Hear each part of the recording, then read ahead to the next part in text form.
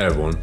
Something you rarely see often is a follow-up to a documentary of a very bizarre character. And one channel that is most well known for making such videos like these is Vice. Well, I feel like every person has their own video they've seen from them that is deep-seated into their mind. And by far one of the most popular videos was the UK's Scariest Debt Collector, which I haven't seen, but know for a fact being one of the crazy ones. And if you've seen it, then you might like seeing these updates of where those guys are today. Well, some of them are doing quite well, like the gym owner who's been benefiting from a documentary that blew up.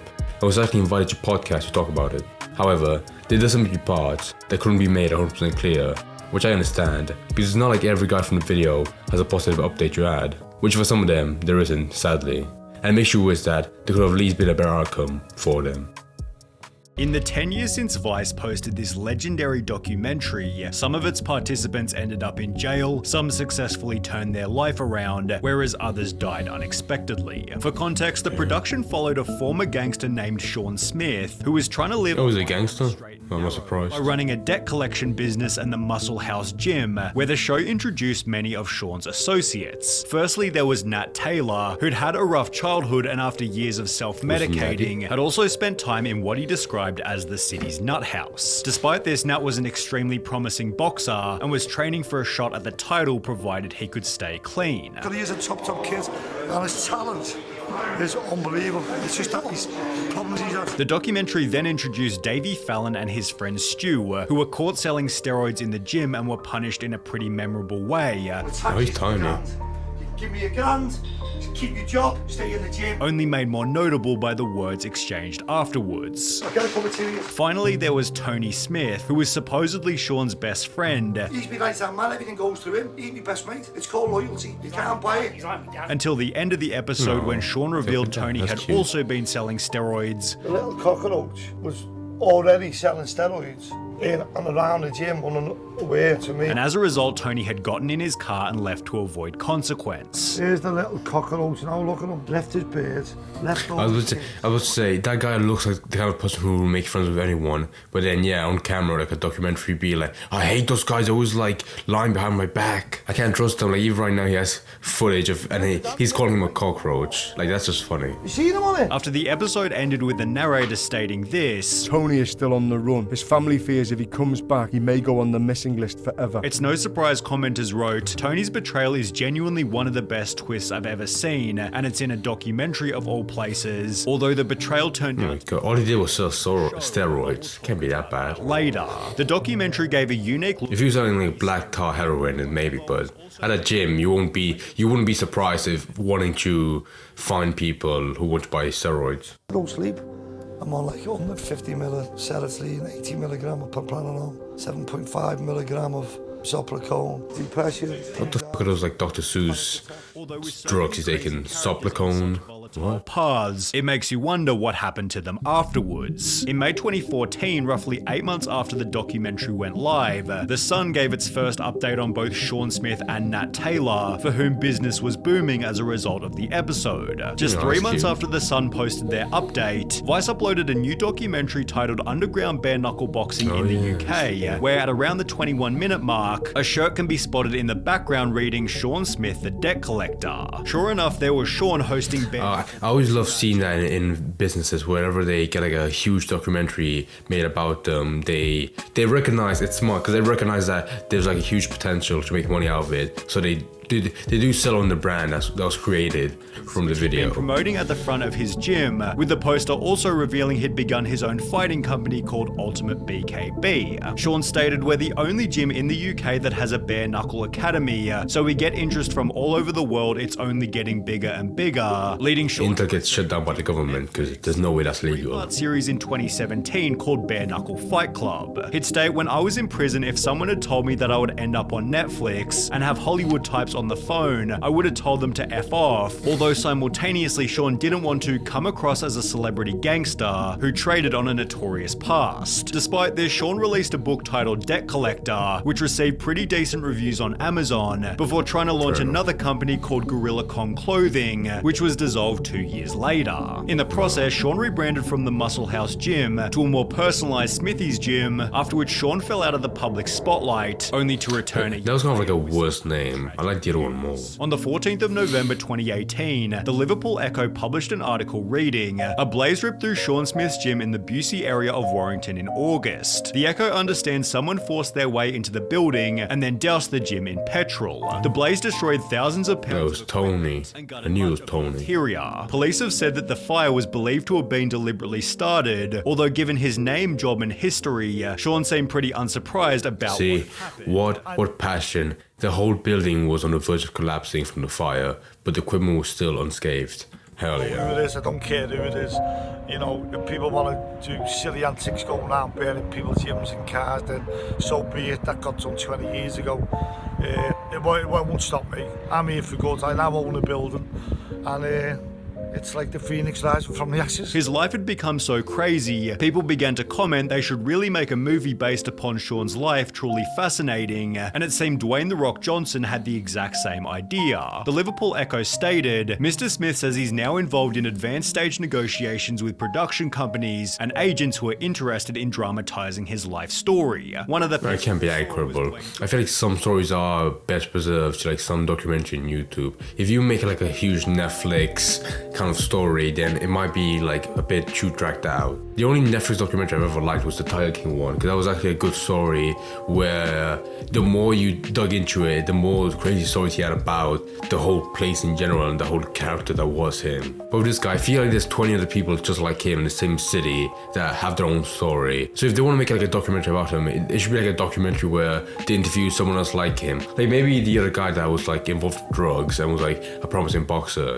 That would be a good series, you know? He liked it and asked Vice about acquiring the rights. Vice Studios in LA. Also, I just want to say, Dwayne Johnson would be the worst guy to play him. He doesn't have that gritty Liverpool character about Sparking him. an even crazier rumor. Sean is dead now. Lucky him, he doesn't need to face harsh winter of 2022 cause high gas price and inflation, while another user wrote Sean's already dead FYI. However, these comments were apparently baseless, as in mid-2023, he'd return with 2 unexpected podcast appearances where he'd provide some pretty crazy updates. On Matt Legg's podcast, he'd explain he was clean from all medications. I haven't took none of them tablets now for 18, maybe 20 months, and I feel fucking great. Whilst on James English's podcast, Sean revealed he was embarrassed by the documentary's title. And they called it UK Scary's Debt Collector, which it's fucking embarrassing. It shouldn't be in the UK Scary's Debt Collector. It should be in the UK's Mediator. But TV people being TV. Yeah, it should have been called that and got like a quarter of the views. I agree. And he'd therefore never even seen it. I've never watched it. I won't watch this. I've never watched the Vice or the YouTube. However, the most interesting part about these 2 podcasts were the updates Sean gave on his associates from the show.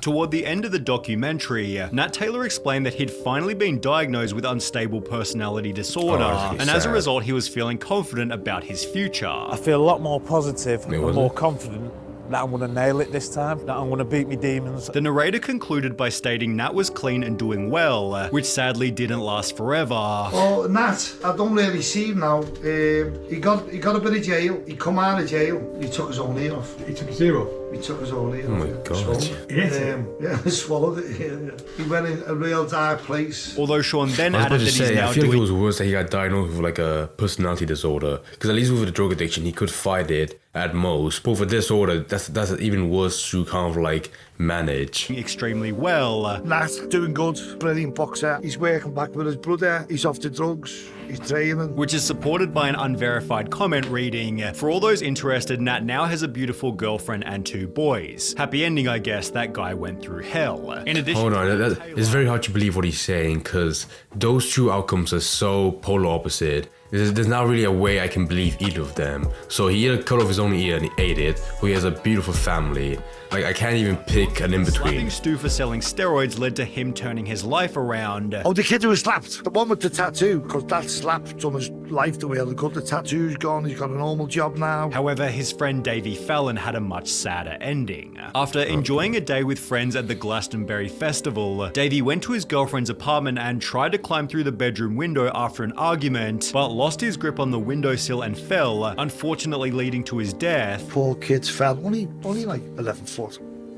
Bang's head dead. only made worse after Sean was blamed for the incident. And you know, he was dirty bastards putting things on the site. Sean killed him. Sean threw him out the window. Come on. However, there was one more person in the documentary who generated more intrigue than anybody else. Yeah, Did this anyone guy. find out what happened to Tony? Is Tony dead yet? Anyone have any idea if Tony has since been caught? What happened to that Tony fella in the end? Sean catch up with him? Bro, I don't think Tony is coming back. Googling Tony's name yielded no results, with the only alternative being to sort through hundreds of comments in the hopes of finding somebody that had any idea what had happened to him. Instead, we That's the worst place you look for. How can you believe any comments in a video? from Tony himself. Hi, I'm Tony and I would like Vice to get a hold of me so I can tell the truth about Sean and that documentary. Just thought I'd say I never left town and have seen Sean on multiple times and nothing has happened. I didn't have him off. The truth is I was selling steroids for him. He says Of course, we'll believe you and 1976. he's moved out of Warrington himself because of death threats. I've got no hard feelings. He did me a favor because I've got my own gym now and teach so much more stuff now. My side of the story is we were selling roids in the gym and Sean wanted more money and said I'd ripped him off and I hadn't, so he told me to leave the gym and I did and moved down the road and I'm still there 13 years later and doing well, thanks. I've made a short video asking Vice to come and interview me and find the real truth about the hardest debt collector. The said video has Okay, it's not him, because he said lol. the videos confirm that this is in fact Tony. By instead googling his right. YouTube name Anthony Smith, it shows that Tony did in fact open his own gym called Spartan Boxing, and if he's telling the truth about everything else, it would explain why he and Sean had such an intense reaction to the other guys selling steroids in their gym, because Tony and Sean already were. Toward the end of the documentary, Oh, what Sean stated hypocrites. Tony had me on- So they made it seem like they got angry at him for selling steroids because it was like a drug in general. But then it was more because of like competition because they wanted to make more money than him. $1,000, God. which is a lot of money, to which Tony responded with, there was no betrayal. Did you not notice Sean never says what I owed him money for, implying that Sean had something to hide? Tony's fabricated betrayal might have instead been orchestrated by Vice. However, there was something about that ending that always felt a bit too perfect. That's true. I guess it could be both ways because Vice in general couldn't make stuff up. Like that guy Sean was saying earlier about how they made the title seem more threatening to get more views. I can see why they would call the video that, but I can also believe why they would edit the video in a certain way to make it like, to twist the story in some kind of way to make it more entertaining, you know? I feel like most documentaries are like that, where the actual story is kind of like not as grand as it seems, but then in post like editing, they have to be like, okay, how do we make people not click off the video and not watch? We have to like make this narrative to keep them hooked. But unless now, 10 years later, whenever that video came out, they make a follow-up like addressing what they made up and what they like faked, then I guess that is like the actual story that happened, you know? To be fair, that Jim owner had a very good opportunity because that video did like boost his business and allowed him to make other stuff as well and make more money out of it. Like most people would that have that kind of documentary made about them be like, oh look, it's a video about me, nice, and they would never do anything with that like fame, just like leave you to die. But yeah, respect to him, he actually did some of that attention, and I think it was funny that he opened his own like bare knuckle boxing gym. That's kind of funny. If there's any business that would be opened by that kind of fame and attention, it would be a bare knuckle boxing place, which he hasn't said in the video, but I feel like will be closed down. There's just no way you're gonna have that kind of business advertised at the front, like very basically saying like, yeah, it's bare knuckle boxing. It's basically the commercial way of selling something that's underground, because I feel like most people that do like bare knuckle boxing start out like a normal gym and then realize, okay, I want to make some money or just, you know, do some kind of fighting, and I don't care how violent it is, so I'll do some bare knuckle boxing. And I'm pretty sure I have watched that Vice documentary about the underground ring in England, and it was kind of funny because there's so many bizarre characters that are attracted to it, because with that kind of like you know, sport, underground sport, it would be a magnet for those kind of crazy people like Sean and other gym owners like him that want to be a part of it, you know. So it was pretty good. I don't know, I see a lot of people like hating on Vice, but I haven't. Maybe if I like took like some time to research what they did, because I feel like they have like been falling off. There might be some stuff that I can see why people would hate them. But so far from what I've seen of like the past documentaries, I like them, you know. They make good stuff. Like, of course I'm not gonna watch every video of theirs and take it as a fact for like 100%. But when it comes to just like short documentaries about crazy people in some town you've never been to, you know, I feel like it does the job, you know. It's good. I don't mind.